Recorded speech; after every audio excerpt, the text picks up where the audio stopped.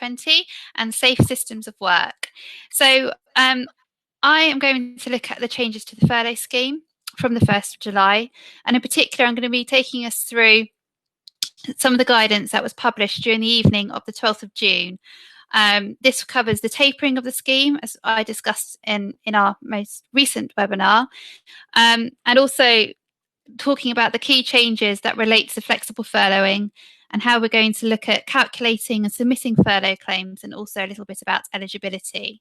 I'm joined today by Louise Plants, who works within our insurances team and who's been assisting many of our clients with their health and safety obligations, and particularly in the current times with assisting employers getting their employees back to work. And she's going to provide a practical guide to setting up safe systems of work a little later on. As with our previous webinars, this is a live webinar. So please do submit any questions you may have as we go along, and we'll do our best to answer them. There will also be some time at the end of the webinar to answer any further questions that may pop into your head as we go along. So without further ado, we'll have a quick look at the agenda, which I've just been through. So we're just going to then skip to the next slide. See, this is live, the brilliant of it being live. So furlough from the 1st of July 2020. So the key changes, as mentioned, tapering of the support and flexible furloughing. And as I mentioned, on the 12th of June, in the evening, Friday evening, the government released their new guidance notes. So some of them are new, and what they've also done is update existing guidance notes. And so there are now in total at least 10 government guidance documents on the coronavirus job retention scheme, as well as 2 Treasury directions. So it is getting a little bit complicated trying to navigate our way through all these different sets of guidance. What I have done on this slide is set out some useful links. I haven't, obviously, having mentioned that there are about 10 different sets of guidance, I haven't obviously included all of them here, but I've included the most relevant ones to what I'll be talking about today, and the ones that really focus on flexible furloughing and how that works. So the first one sets out the specifics of how to claim under the new scheme. And then we've got the second link there, calculating how much you can claim during furlough. And this is really important one, as it explains how to calculate furlough pay and how much can be claimed for employers' national insurance contributions and pension contributions for July, and the amount of grant you can receive. And then the third one there is guidance on the changes to the scheme. And this is a short summary of the changes, and it's actually something that I found quite useful. And it includes a useful table showing the government contributions, and I've actually included that table, which you'll see in a minute in the slides. And the final one there is an illustrative calculation based on flexible furloughing taking place in July.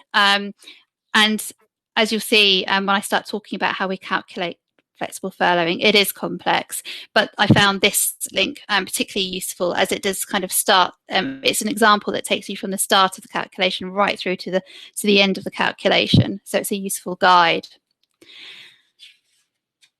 So what we're going to do is we're going to just quickly look at the tapering of the government support. This is probably the most relevant, relatively straightforward part of my discussion this morning. I did go through this in my last webinar, but for those that you who couldn't join us last time, this table just basically sets out how the support we receive from the government is going to slowly reduce from August onwards. So in July, you'll see that the government contributions remain for national insurance contributions and pension contributions, and the wage contributions from the government remains the same, which is 80% up to the cap of £2,500. So from the employer's perspective, which I put in red for us so we can clearly see it, we don't have to contribute to national insurance or pension, and no further top up to the 80%. And of course, at the bottom there, we've got what the employee receives. As you'll see, if you look at what the employee receives, you'll see that what the employee needs to receive throughout the remainder of the scheme remains the same. Okay, so from August, the employer needs to pay the national insurance contributions and pension contributions. Then September, we also need to pay another 10% of wages to get up to the 80% because the government's only contributing 70%. And then in October, there's another 10% difference. So the government's contribution to wages will be 60%, and the employer contributions will have to be 20%. And I've also updated the caps as we go along. But as I mentioned, this table, I do think it's useful, as a useful reminder as you go through the scheme. It is contained in one of the links that was in the earlier slide.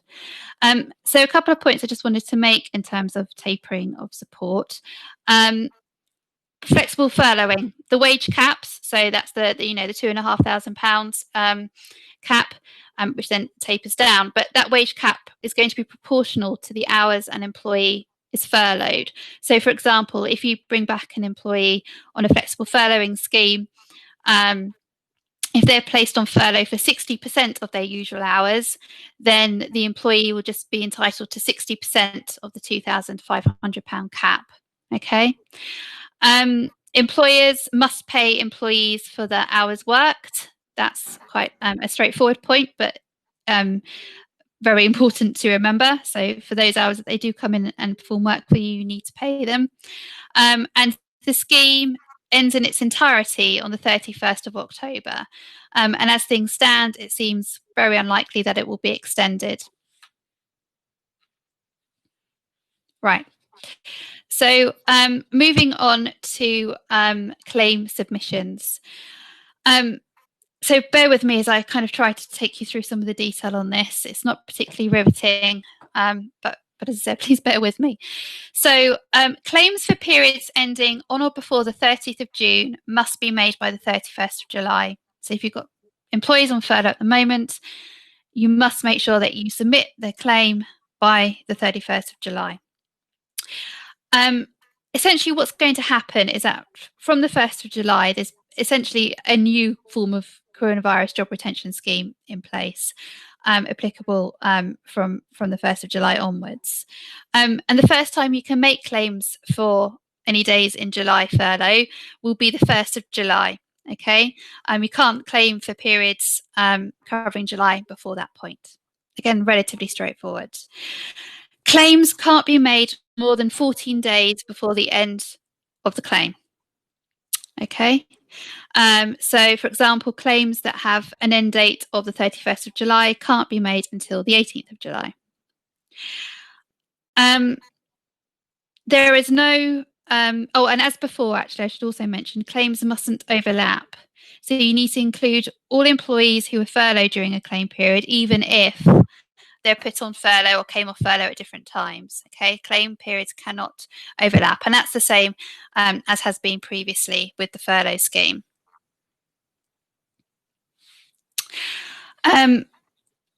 No straddling of months. So claims have to start and end within the same calendar month.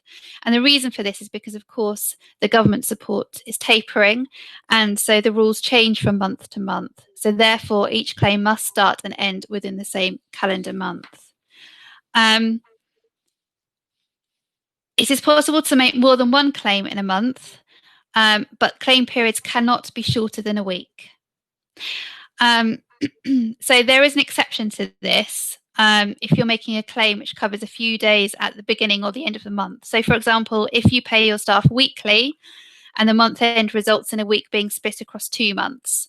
So take an example of a weekly paid employee who's on furlough and you need to submit a claim for last week of July, but that spans into August. So you would have to submit 2 claims then, a claim for the 27th of July to the 31st of July, and then a separate claim from the 1st of August to the 3rd of August.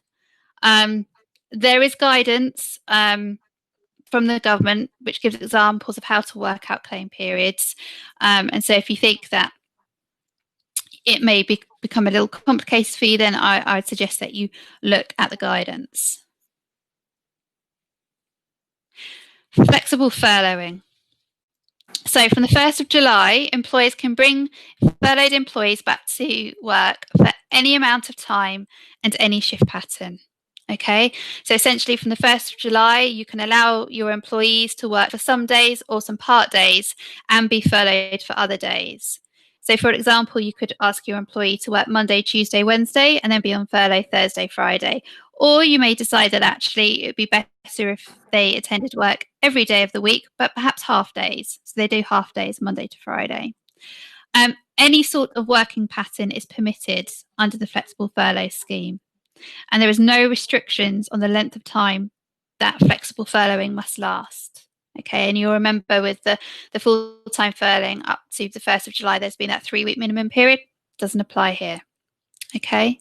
The rules about what an employee is and is not permitted to do during any days they are furloughed remains unchanged. So whilst they're on furlough, they can't perform any work, but of course they can do some training. Okay.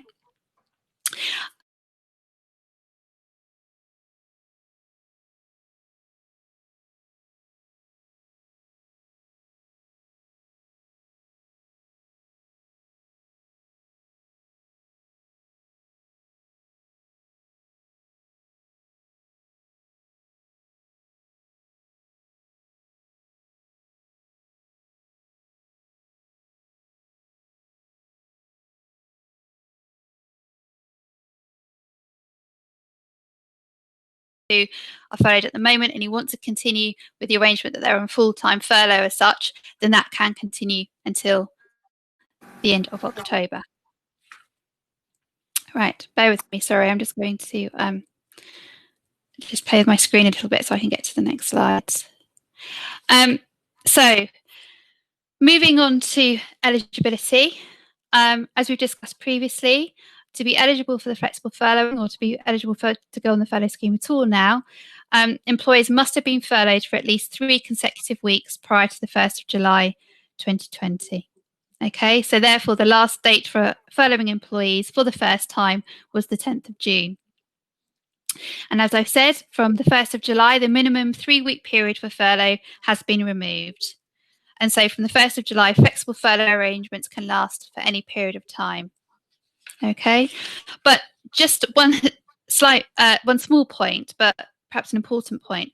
Where a previously furloughed employee starts a new furloughed period before the 1st of July, so for example, perhaps you're going to put somebody on furlough this week, this furlough period needs to be for a minimum of 3 weeks, even if that 3 weeks takes you beyond the 1st of July.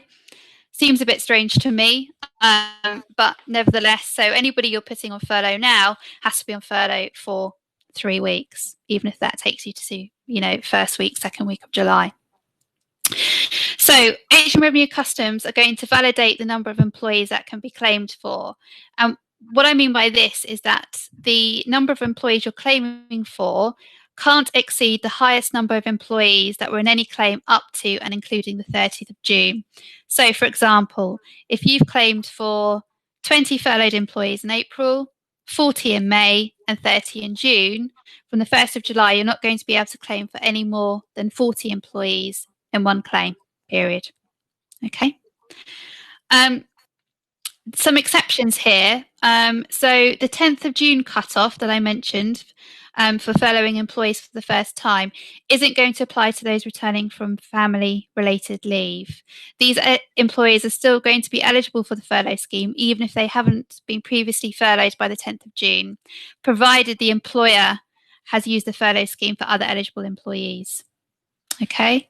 There is also an exception for employees who may have moved on to a new PAYE scheme as a result of a scheme reorganisation after the 10th of June. But again, these employees would have had to have been on furlough under the old PAYE scheme between 1st of March and the 30th of June. And the other exception relates to TUPE transfers. So if you've got employees who've transferred under TUPE into a business after the 10th of June, but who had been previously furloughed under their earlier employer, then again, the new employer who's taking these employees on can place these employees back on furlough.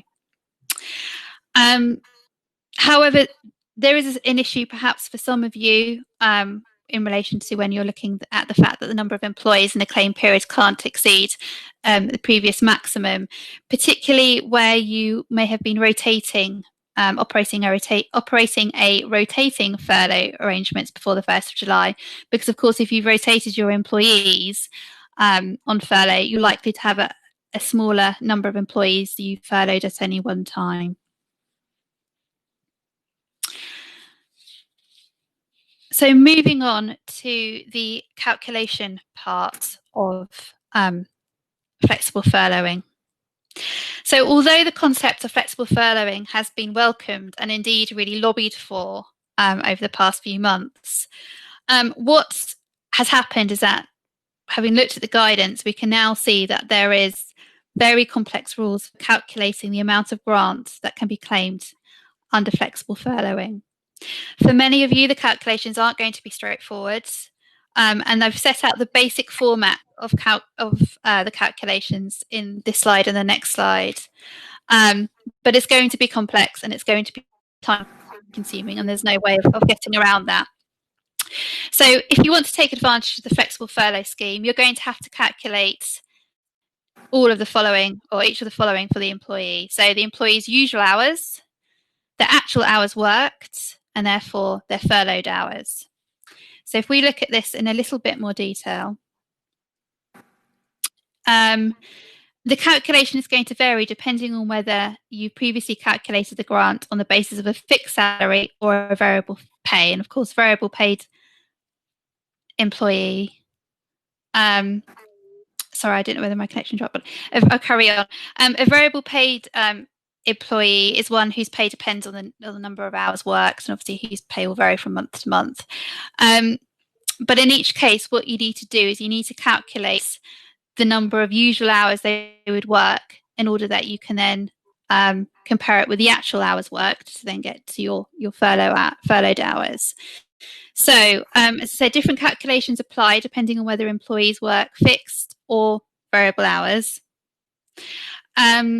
So usual hours are either going to be your contracted hours for salaried employees, or for variable paid employees, there is a specific formula.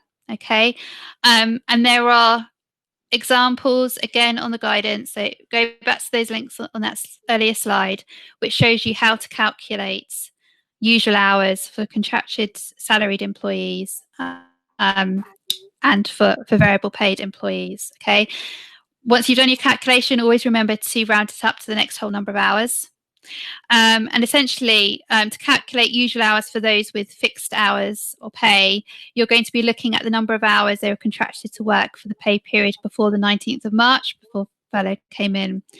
When you're looking at variable paid employees, you're going to be taking the higher of either the average number of hours worked in the tax year 2019 to 2020, or the corresponding calendar period in tax year 2019 to 2020. So you're looking at average number of hours, or if you're kind of doing the calculation, say in August, you'd be looking at the hours worked in August 2019 and work out which is the highest. I'm not going to go into all the different examples of calculating usual hours for variable pay or indeed salaries, because there are just so many of them. I think it would take all day, let alone all morning, and I think, quite frankly, we'd all lose the will to live. But do look at the examples on the government guidance. And once you've got your usual hours,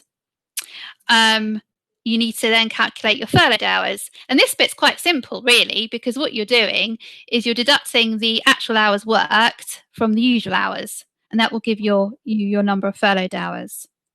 And so once you've got your number of furloughed hours and your usual hours, you then need to work out the amount you can claim as a grant under the furlough scheme. And again, look at the guidance titled "Calculate how much you can claim under the CJRS guidance," as this explains how to calculate the pay and the amount of grants.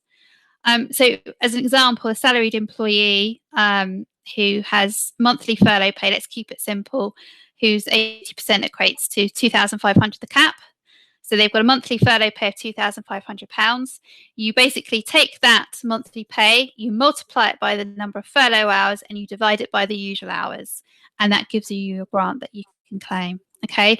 And as I said earlier, there is an example for calculating the amount you can claim from an employee who's flexible furloughed from start to finish.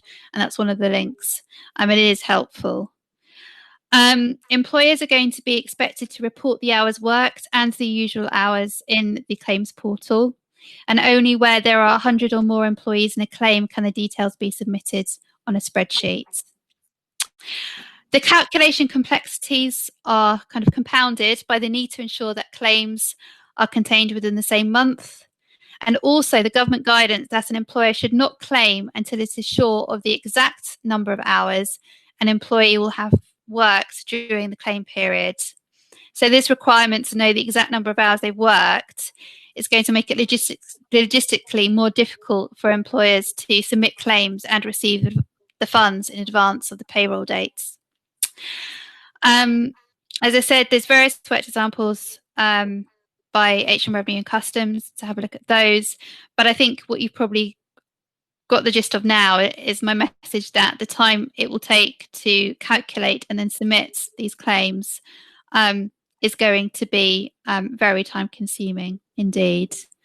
And also note that if your employee is going to remain on full-time furlough as such, then you don't need to work out the usual hours and the furloughed hours. Just use the usual calculations, the usual methods that you've been doing up until now, but obviously note the tapering of the scheme a little bit later on. So these calculations I've just been through are only for those employees who are going to be flexibly furloughed.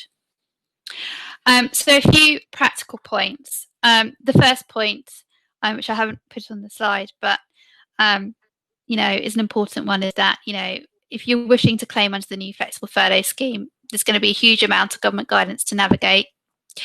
You're going to have to be clear about what you're required to put through the payroll as per the employee's terms and conditions of employment for the hours worked. And of course, you're going to have to be clear as to the amount that you can claim under the job retention scheme for the number of furloughed hours. So what I say is if you're going to use the flexible furloughing scheme, try to keep your arrangements, at least with the employees, as straightforward as possible to try and reduce the administrative burden on yourselves when calculating what you can claim for them. I think where an employer has a small number of employees it wishes to place on flexible furlough, the calculation challenges may be manageable, but for large employers with complex staffing arrangements, it's likely to be a very difficult task. And I think this, coupled with the fact that of course there's additional financial contributions under the furlough scheme that are going to be required from employers from August, we may well see an acceleration in redundancy exercises as a result, but we'll have to wait and see.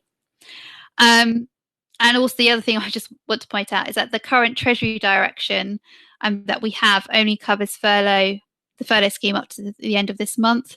So we are due a new Treasury direction, and this may create some further changes or clarification.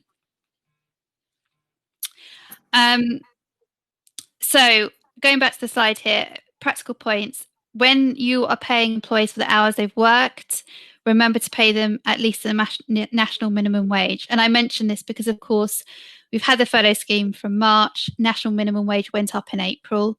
And so we need to make sure that we're paying them the right and current national minimum wage rate if you've got employees who are national minimum wage.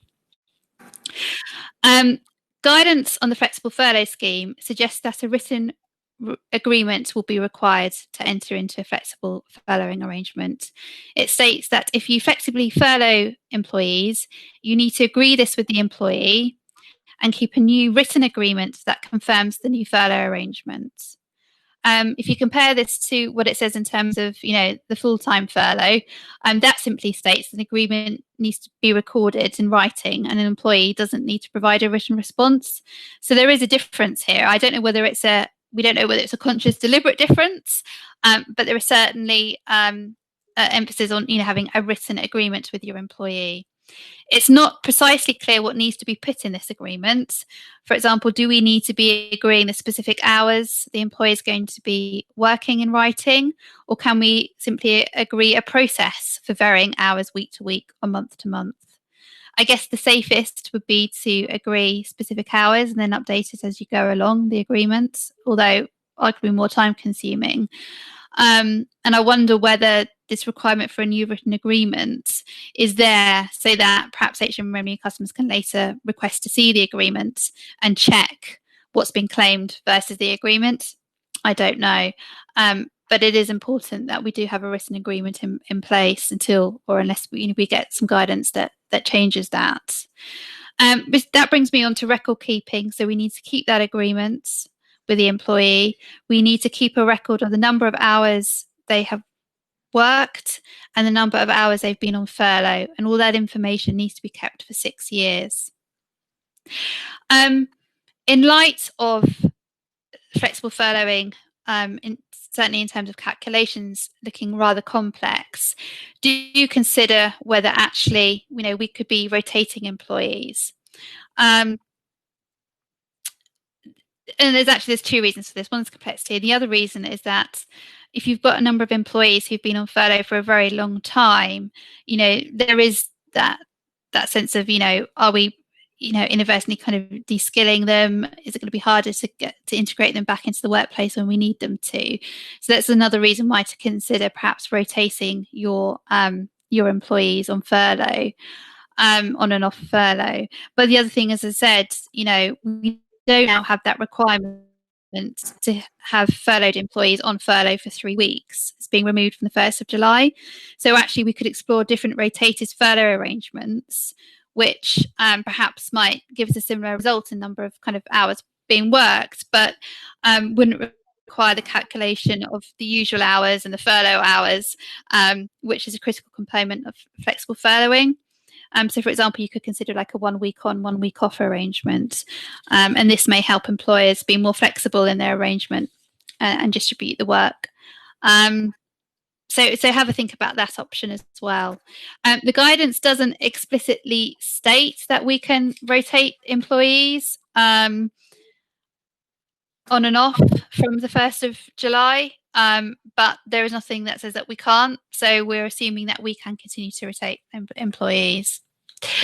Those employees who are currently working reduced hours. So where I'm going to here is that we need to think about those. So look at your workforce as a whole. And does this scenario apply to you, whereby you may have furloughed some of your staff, and those that you've requested to keep working or continue working the usual way, you've asked to take hours or pay cuts? Because what you might end up doing is, if you then bring some of the furloughed employees back onto flexible furloughing, you might kind of end up with it slightly disadvantaging those that you previously asked to have take pay cuts and hour cuts, because of course those that have come back on the flexible furloughing scheme and working for you say 3 days a week, those other 2 days they will get the 80% grant under the furlough scheme, whereas for those of you who for those of the employers who have kind of agreed to take a pay and hours cut to 3 days a week, obviously will not be eligible for the furlough scheme because they haven't been previously furloughed. So you might, it's more of a kind of an employee relations issue than anything else, but it is just something to flag up, because you may well get some disgruntled employees raising the point, and have a think as to how you would respond to that point. So what do we do next? So for those of you intend to keep on full furlough, just a reminder to review your existing arrangements to see whether any further agreement is needed, or whether they need to be notified of your intention to extend their furlough, because you might, for example, have said you anticipate furloughing them until the 30th of June, and you need to extend that. If you currently offer a top-up, i.e. you pay over and above what you receive from the government under the furlough scheme, have a think about whether that will continue to be affordable to do on an extended basis, because of course you're going to need to gradually contribute more over the scheme in the coming months. If you're going to use the flexible furlough scheme, you need to put in place a new agreement in writing and take on board the extra time that will be needed to work through the calculations and submitting the claims. And also remember the additional record keeping requirements there, i.e. keeping a record of the usual and the furlough hours. If alternative arrangements, for example, new furlough rotations are going to be put in place, they'll also most likely need new written agreements to make clear what the arrangements are going to be. And if you want to now start thinking about bringing employees back from furlough, start thinking about who you're going to want to bring back and ensure you communicate with those employees in good time. So that was what I was going to cover. I see that we've probably got some questions. Lou, would you like to go through them for me?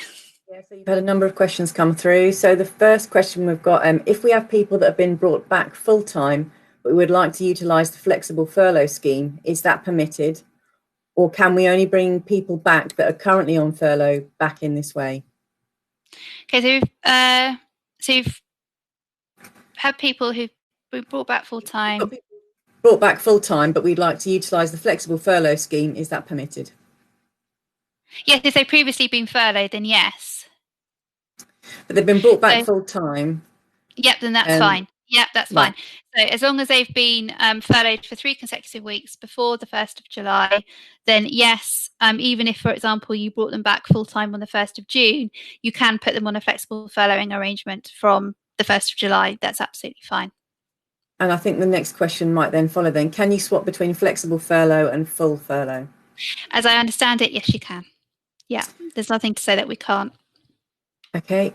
Can we furlough someone for a week at the end of June and then bring them back on a part-time basis from the 1st of July, even though they will have only completed 1 full week back on furlough in June and not 3 weeks?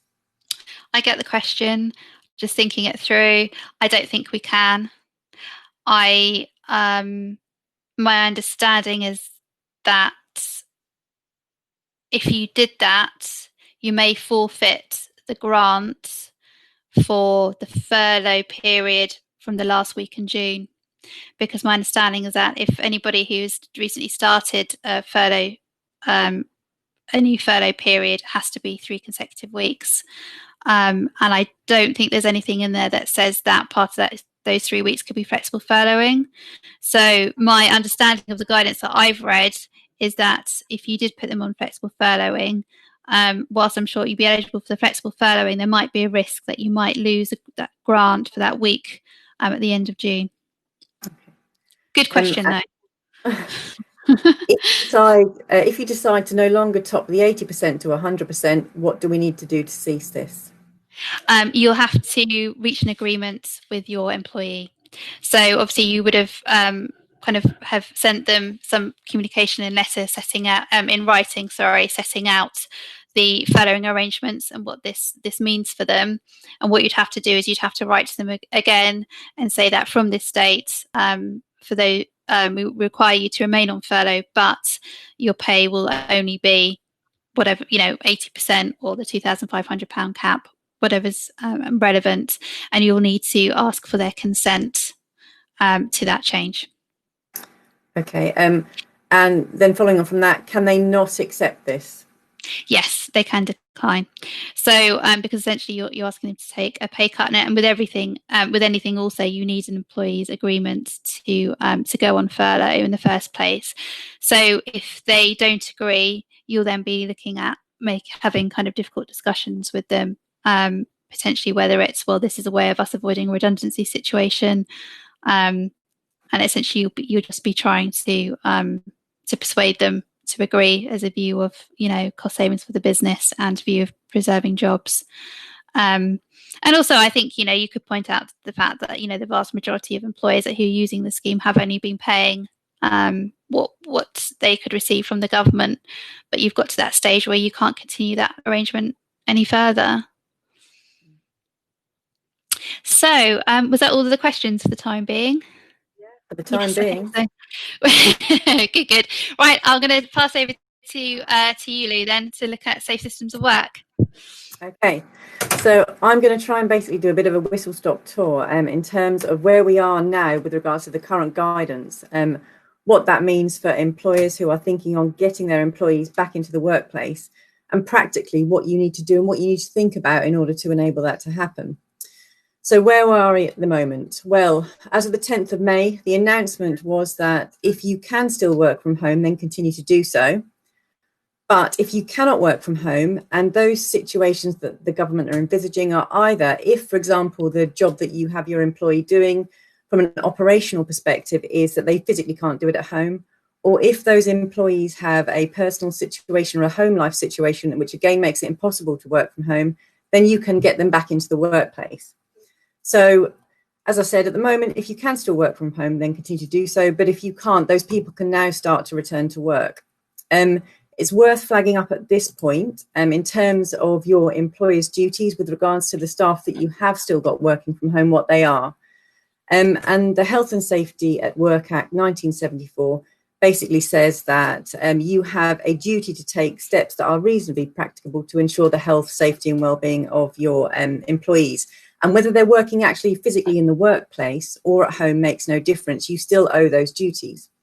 So what are we looking at the moment in terms of staff basically temporarily working from home?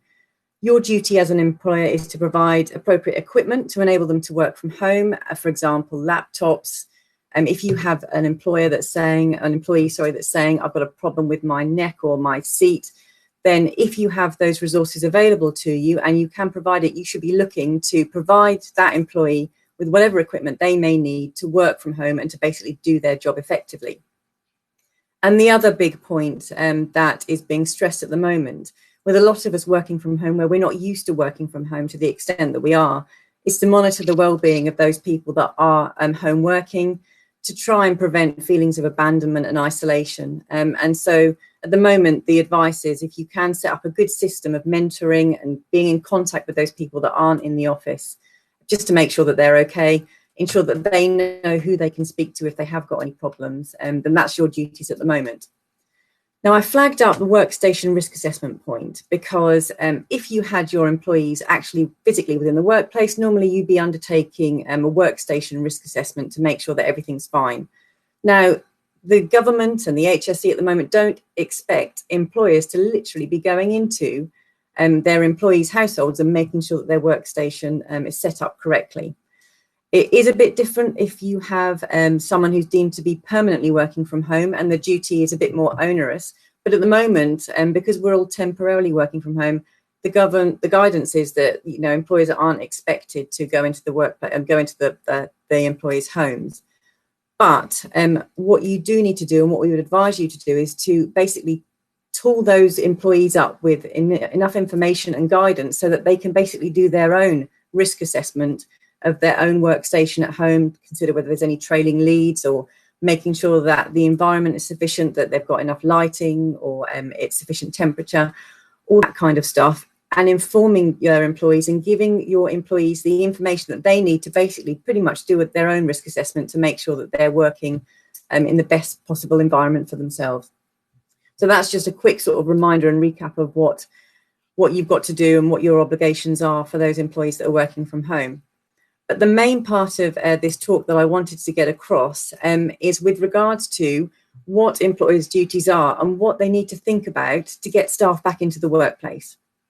Now, you may well know there's been extensive industry-specific guidance issued by the government. Those documents are pretty extensive and they're pretty onerous, and they cover all the different industries, whether it's laboratory working, office spaces, retail, working outside. If you go onto the government website, and I've put the link in there, you can see the extent of the guidance. And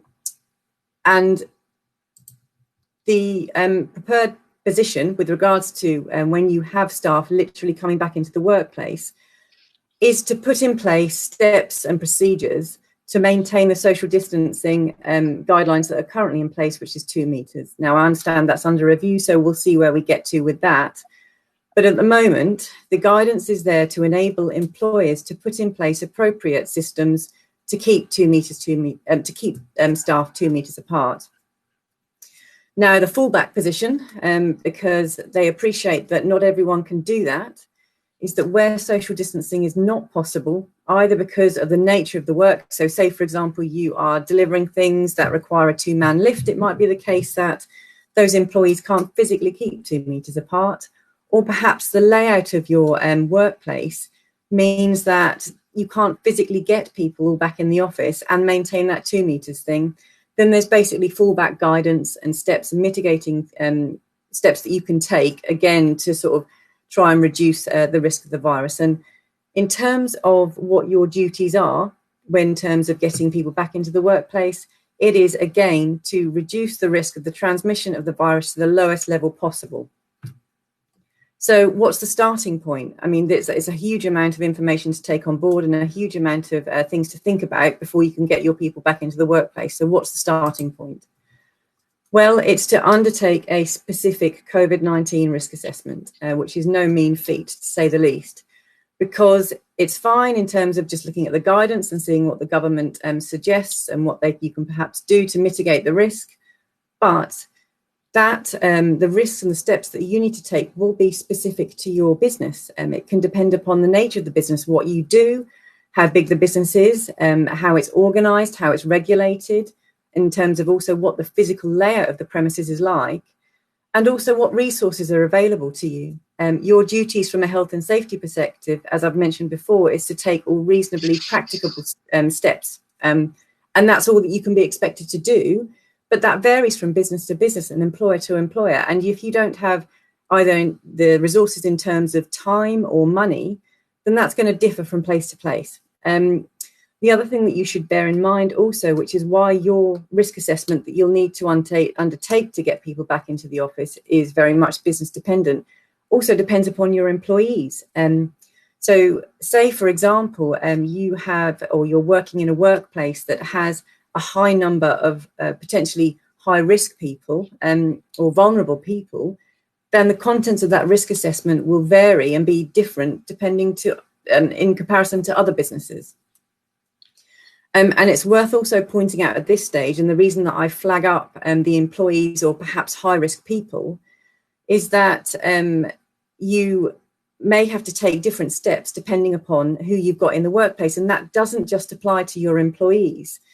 The health and safety duties that you have not just extend to your employees, but it also extends to those people that are visiting your workplace, contractors or visitors, whether it's clients or whether it's delivery people, whatever it is. Under the Health and Safety at Work regulations and the 1974 Act, you have a duty, again, to take steps as far as reasonably practicable to ensure the health and safety of your employees and your visitors. So I flag up there that it will vary from person to person, business to business. So how do you physically go about undertaking a risk assessment? As I said, it's a big task, and you need to think about, to start off, you need to think about all of the practices and procedures and the physical situation that you've got within your business. You need to think about how those working activities or how that environment might cause the transmission of the virus.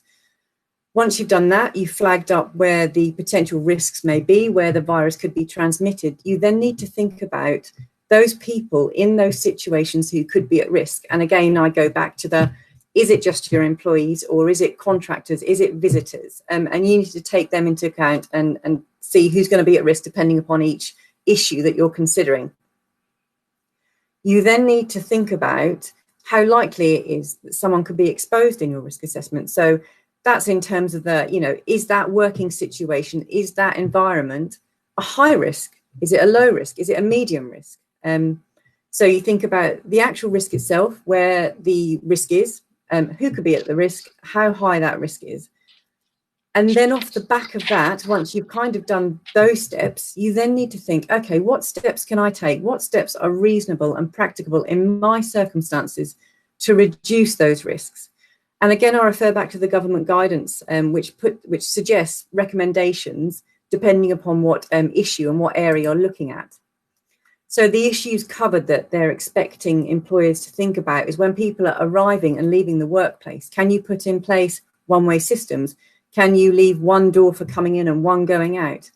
Moving around the workplace, again, can you think about reducing the number of people going up and down one staircase? And it's literally going step by step and thinking, how do we work? How do we get around the office? And then thinking about what you can do, again, to basically avoid people coming into contact with each other, or coming within that 2-metre bubble that we want to place ourselves in at the moment. Thinking about workplaces and workstations, reducing the amount of furniture or equipment on those workstations. Thinking about workforce management in terms of shift patterns. Can we stagger people coming in and out of the office? Can we stagger break times so that we reduce the amount of people in, for example, common areas like kitchens or outside or moving around the office to take those breaks? And again, going back to managing visitors and customers and contractors and dealing with inbound and outbound goods, what can we do, again, to sort of reduce the contact that we have with other people, and putting in place steps and safety measures to maybe sort of reduce the risk of the transmission. And that's what you need to be thinking about. But it is very much a step-by-step process and thinking about everything and how everything works in your business. And I appreciate that's such a difficult task to do. So part of that risk assessment also needs to focus upon the cleaning and the working practices for maintaining hygiene within the business. And that should be a big part of your risk assessment, either as a separate risk assessment or within your big COVID-19 risk assessment that the government are expecting you to undertake. So before coming back to the workplace, you need to think about, again, a risk assessment for the cleaning procedures and basically thinking about a deep clean of the premises before you're allowing workers back into the workplace. And that includes thinking about ventilating the workplace that may have been shut up for a huge number of people over quite an extensive period of time now. Think about providing hand sanitizers and washing facilities, again, to encourage the hygiene and the new systems of cleaning and maintenance and sanitation that we need to think about. And then when the workplace is open, again, your risk assessment and your practices and procedures that you should be putting in place should be thinking about perhaps more frequent cleaning of the work areas, objects and surfaces equipment, limiting or restricting the use of high-touch items and equipment. For example, do you have security pads or keypads that you're keying into when you're coming into offices? Can they be deactivated? And then using signs or posters, information to build awareness of good hand washing techniques and to ensure that your staff are sort of maintaining their own personal hygiene, again, to try and reduce the risk of that transmission to the lowest level practicable within your business. So you've thought about the steps that you need to take, you've considered the hazards, you've considered those that are at risk, and you've pulled together your risk assessment and you've thought, okay, off the back of the guidance, what can we take, what can we do to put in place those practices and procedures?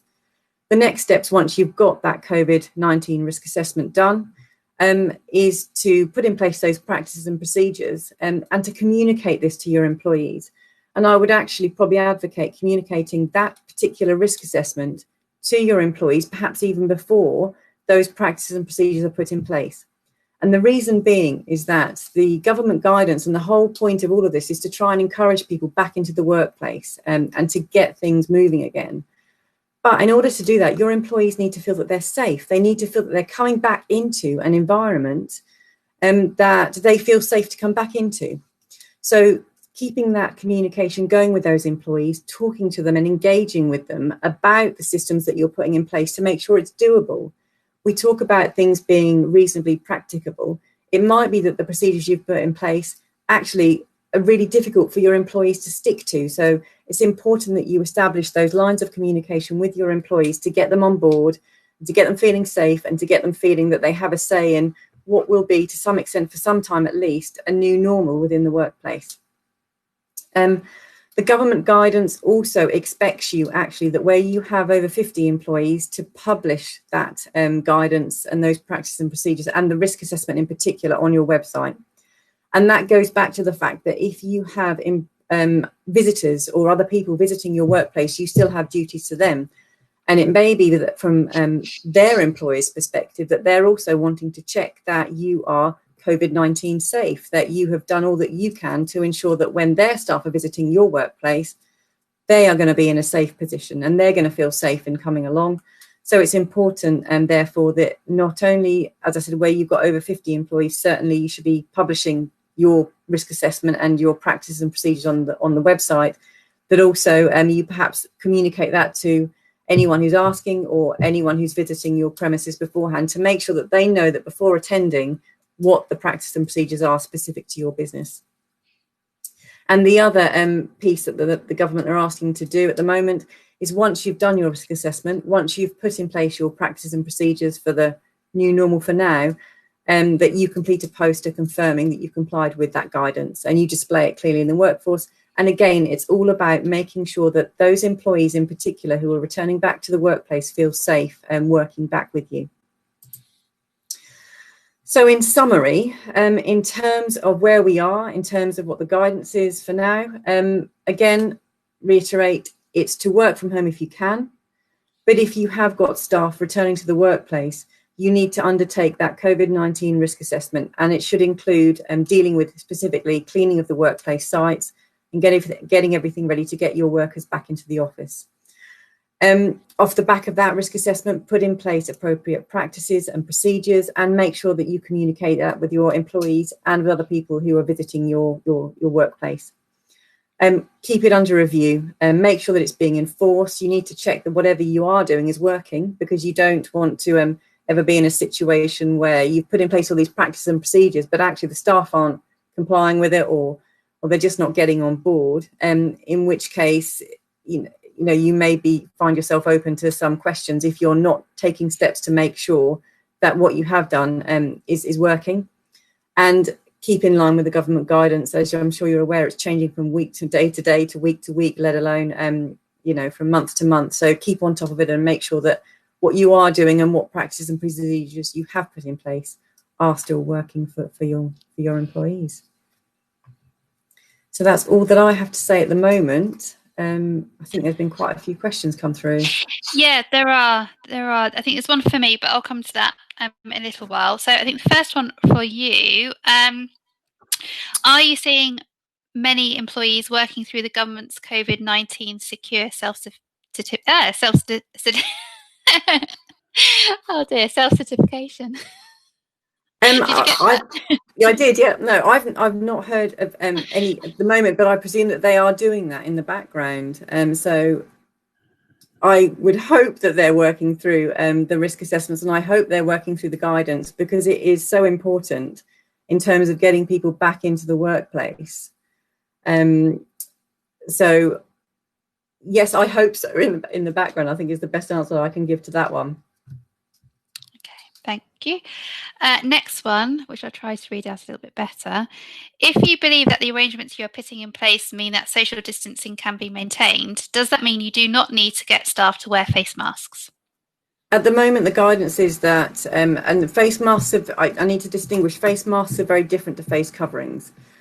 At the moment, the guidance is very much that face coverings are a last resort, basically, that you should be putting in place all other steps and procedures in particular, and maintaining that social distancing, that face coverings are not required unless you're in clinical settings, or in which case face masks are expected pieces of PPE. But in general, in terms of your employment, or in your employers, you aren't expected to be providing face coverings or face masks, and that is the last resort. All other steps should be taken. And again, certainly if you're maintaining social distancing, then face coverings aren't required. Nevertheless, because of the pandemic, people are understandably anxious, in which case, if they want to wear face coverings, that's very much a matter for you. And there is appropriate guidance and steps for employers to assist with those staff that do want to wear face coverings, even if you are able to maintain social distancing. And the guidance is, assisting them in terms of advising them in terms of, cleaning your hands, not touching your face, still washing the coverings before you wear them, and according to their washing instructions, kind of thing. But as I said, if you have put in place social distancing, then it isn't expected that you should be providing, or that you need to be encouraging staff to use face coverings. Okay, thank you. And I think there's a question that actually spans both of our areas, actually. So this is, where do we stand if employees do not feel safe returning to work despite all the guidance having been followed? These are employees that can work safely and comfortably at home. If it's the case that employees can still work from home, and the guidance is that they should still be working from home. Yeah. And if you can do that, then that's fine. I think then this kind of goes on to your sphere a little bit more. It does, yeah. Yeah, that's how I envisaged would answer it. Yeah. Yeah. Yeah, so yeah, that's what I thought you would say, that if they can work from home, then the guidance at the moment says they should be working from home. If they can't work from home, then really it's a question of why don't they feel safe returning to work. So is it because they are extremely vulnerable, in which case they shouldn't be returning to work anyway? If it's because they're vulnerable, then essentially we should be, saying well, it's either, letting them stay at home or putting on furlough, or it's sick leave, or it's kind of making sure that you're kind of doing all your risk assessments and putting them in the safest possible place on site, basically. If they're saying they don't want to return because of travel concerns, then that's another issue. And with that, it's really, I think, the key point really from the employment perspective is actually if somebody's saying they don't feel comfortable returning to work, that's one thing. But if they're saying, if they're saying that they think that it would place them in an imminent danger, then that's another, because we have to be very careful with those types of employees, because we've got risks of claims under the Employment Rights Act for automatic unfair dismissal or being subject to a detriment because you're saying you don't want to return to work because you think it places you in imminent danger. So I guess really to answer that question about those who can't return, who don't want to return to work and they can't, for those that don't feel safe returning to work or don't want to return to work and they can't work from home, the question you need to ask is why. And then we need to, once you've got that question, that answered, we then need to go to the next step to kind of explaining what our position is to their response. I mean, off the back of that, I think it's also, I mean, you've got to consider whether they are at high risk, and that's a whole other topic that I've kind of touched on here.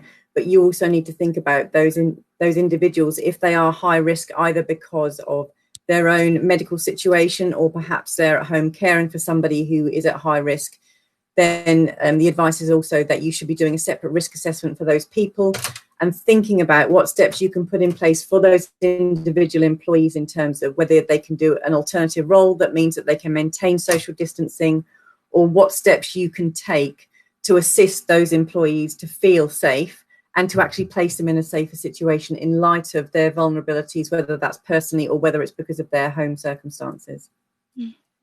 It's a really good question, though, because it really kind of spans both our areas of expertise, doesn't it? It's the employment as well as the health and safety aspects of it.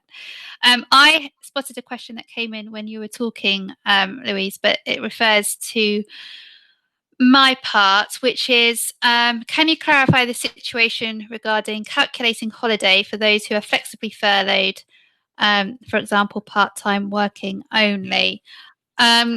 So I'm not quite sure kind of what the kind of the question is geared at, but I've kind of got some thoughts together. So for those that have come back and are now flexibly furloughing, they will continue to accrue holiday, both in the usual way, essentially, because they'll continue to accrue holiday whilst they're furloughed, and they obviously accrue holiday whilst working. Okay, so their holiday accrual remains unchanged.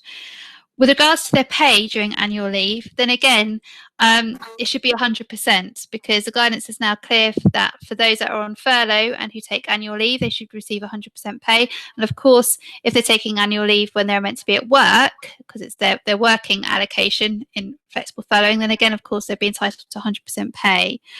From a policy point, and this is what I mentioned the other 2 weeks ago, is that what you might end up having is you've got employees who are on a flexible furloughing arrangement who may try to take advantage of the system. And by this I mean, say that they've been asked to work 3 days a week, but and be furloughed for 2 days a week. They may try to kind of say, right, I want to take a week's leave, but I'm only going to book leave for those 3 days I was meant to be working.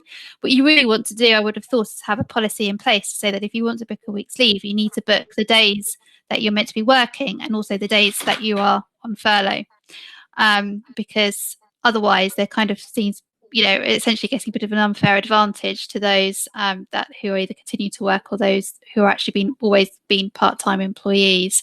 And we did promise that we would do a separate webinar on holiday, Matthew and I, and we will do that. We thought we'd tackle flexible furloughing first, and then we'll look at holiday, because there's lots of different issues that are arising in terms of holiday at the moment. We've had a really interesting question come through. If everyone works from home, can they meet together occasionally, adhering at social distancing rules? Well, at the moment, the guidance is still, I think it's 6 people. I guess it depends whether they're getting together in a working capacity or a social capacity. If it's in a social capacity, I'm not sure you can sort of control what they're doing. I guess at the moment it's 6 people, isn't it? And you can meet outside. I guess if you're zoomed out, then I don't really blame people for doing that. But in terms of a working perspective, I think if you can meet from home and you can do things remotely, then that's what you should be doing.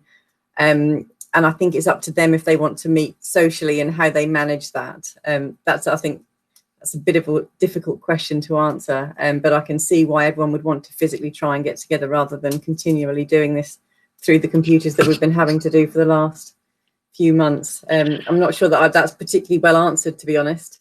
I think if you can work from home and you're doing it remotely, then you should encourage your staff to use the remote meetings, and certainly that is still the guidance when you're considering your risk assessment, when you're considering how your working practices work. The guidance is still very much, if you can do away with physical meetings, then you should do, and I'd stick to that. If they want to meet socially, I'd maybe duck out of being any part of that situation for the time being, subject to when the guidance is relaxed. At the moment it's 6 people outside, and that's what we need to sort of be imparting to our employees, or certainly supporting. So no boardroom drinks for a little while then, Lou, for us? No, as much as I would love to do that. No, it's going to be Zoom socials again. Yeah. And quizzes. Quizzes and Zoom socials, I know. Brilliant. Well, I think that's all of the questions now that we've answered. I can't see that we've missed any. There's another one coming through, I think, perhaps. Oh, no, there we go. Yes. Is the answer, can someone aged over 70 return to work on sites if social distancing is followed, etc.? We have standard operating procedures in place and will carry out a risk assessment specifically for them. They are desperate to return and we're in a bit of a predicament. Yes, is a simple answer. Those people aged over 70 are placed in the moderate risk. So they are clinically vulnerable. They're not clinically extremely vulnerable. They're clinically vulnerable. And that just means that you need to ensure that you can maintain social distancing. Clinically extremely vulnerable, the high risk people are those that need to be shielded and basically need to be set up to work from home. Someone over 70 is deemed a moderate risk, in which case they can return to the workplace provided that social distancing and appropriate steps are taken. And it sounds like you've done everything that you need to in terms of carrying out a risk assessment specifically for them. So it sounds like you're covered. So yes, it's a simple answer. Brilliant. Thank you. So that just leaves me to say thank you very much for everybody who's been watching us this morning. And we will be sending out some feedback forms and a copy of the recording after the webinar. If you do have time to fill out provide us with some feedback, that would be fantastic. Thank you very much. And I look forward to seeing your names as attendees at our next webinar. Thank you very much. Thanks, guys.